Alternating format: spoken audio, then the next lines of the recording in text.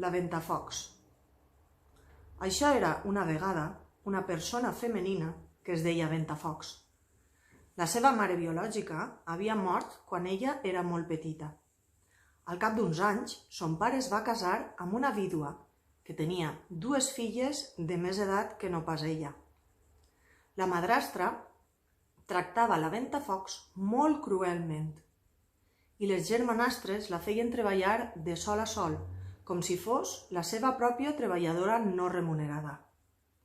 Un dia els va arribar una invitació a casa. Per celebrar l'aniversari de l'inici de l'explotació de la pagesia, desposseïda i marginada, el príncep organitzava un ball de disfresses.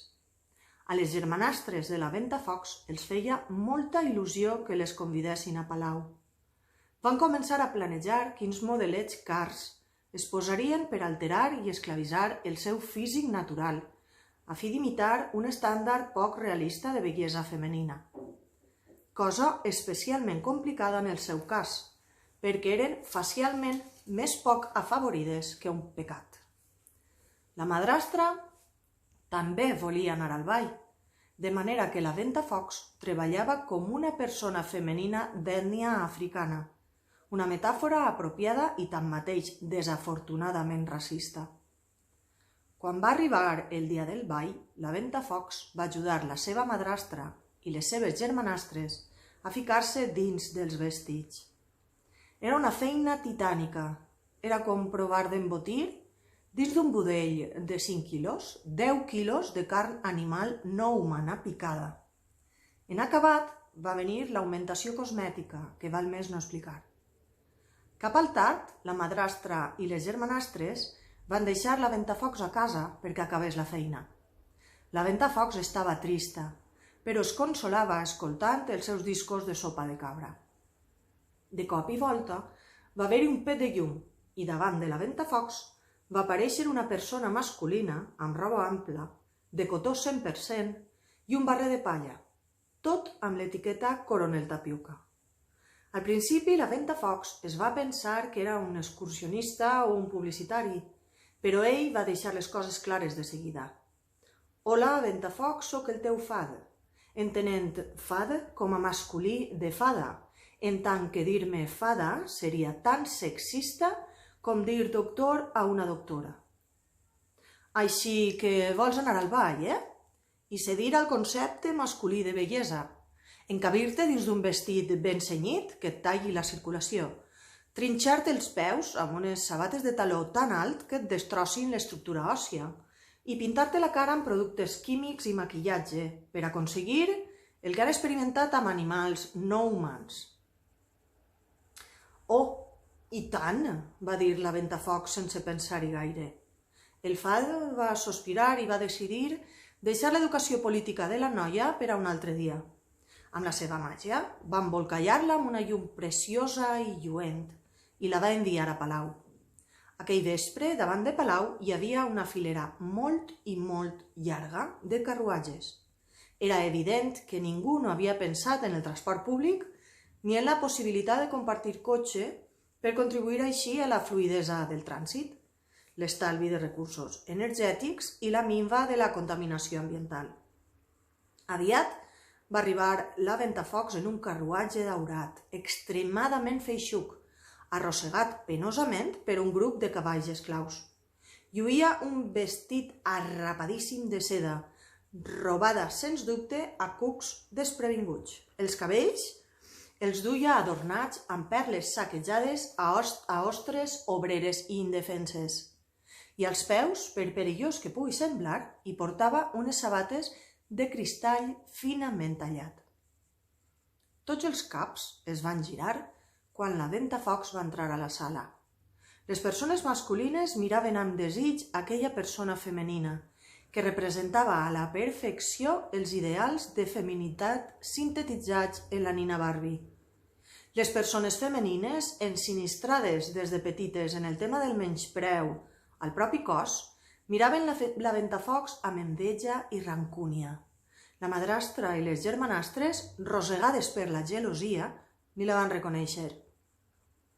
Al príncep, que estava enfeinat parlant de la caça del senglar amb els col·legues, de seguida se li van anar els ulls darrere de la ventafocs.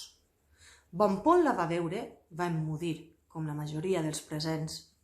Vet aquí, va pensar, una persona femenina a qui faria la meva princesa amb molt de gust i a qui fecundaria amb els gens perfectes de la nostra estirp, de tal manera que tots els prínceps de la rodalia en tindrien enveja. I a més, és rosa! El príncep va començar a travessar la sala en direcció a la seva presa.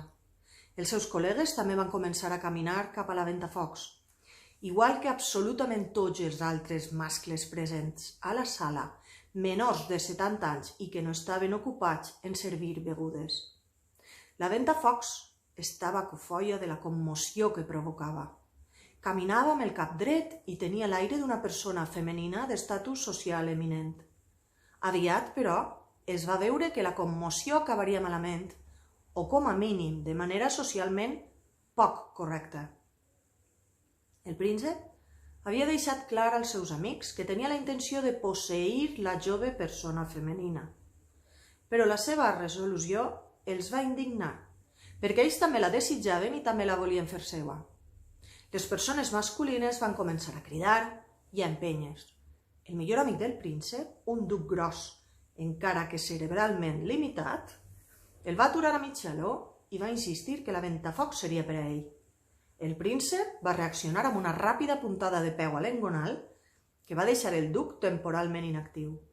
Però uns altres, embogits de desig sexual, van abatre's ràpidament damunt del príncep, que va desaparèixer sota una pila d'animals humans.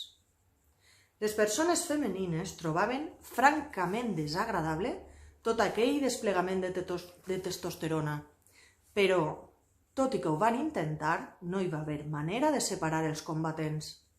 A les altres persones femenines els semblava que la ventafocs era la culpable de tot l'embolic, de manera que la van rodejar mostrant una hostilitat molt poc solidària.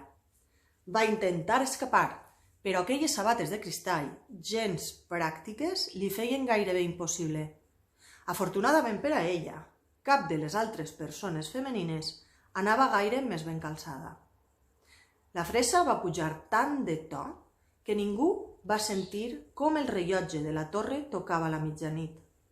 A la 12a campanada, el llampant vestit i les sabates de la ventafocs van desaparèixer i tornava a portar els parracs de minyona. La madrastra i les germanastres van adonar-se que era ella, però no van dir res per allò del què diran. Les persones femenines van callar davant d'aquella transformació màgica. Un cop alliberada de l'opressió del vestit de nit i de les sabatetes, la ventafocs va sospirar, es va estirar i es va gratar les costelles. Va somriure, va tancar els ulls i va dir: «Germanes, si voleu matar-me, mateu-me, però com a mínim ara moriré còmoda». Les altres persones femenines van tornar a sentir enveja, però aquesta vegada ho van enfocar de manera diferent. Per comptes de venjar-se d'ella, es van anar traient els cossets, les cotilles, les sabates, totes les peces empresonadores. Es van posar a ballar, a saltar i a xisclar de joia, finalment còmodes, en viso i descalces. Si els individus masculins haguessin aixecat per un moment el cap de la ferotge lluita masclista que es lliuraven, haurien vist moltes persones femenines desvestides com si fossin al tocador. Però no van parar de ventar-se empentes cops de puny, puntades de peu i esgarrapades els uns als altres, fins que tots, absolutament tots, van ser morts. Les persones femenines van tocar l'ase, però sense cap pena. Ara el palau i el reialme eren seus. Com a primer acte oficial van vestir les persones masculines amb els vestits de gala que elles s'havien tret i van declarar als mitjans de comunicació que la baralla havia començat quan algú havia amenaçat el príncep i els seus col·legues de fer pública la seva afició al transvestisme. El segon acte oficial va ser organitzar una cooperativa tèxtil que manufacturaria només roba còmoda i pràctica per a les persones femenines. A Palau van col·locar un rètol que anunciava Ventafocs Pret-a-Porter, la seva marca. A base de voluntat solidària i d'un màrqueting intel·ligent, totes, fins i tot la madrastra i les germanastres, van viure felices per sempre més.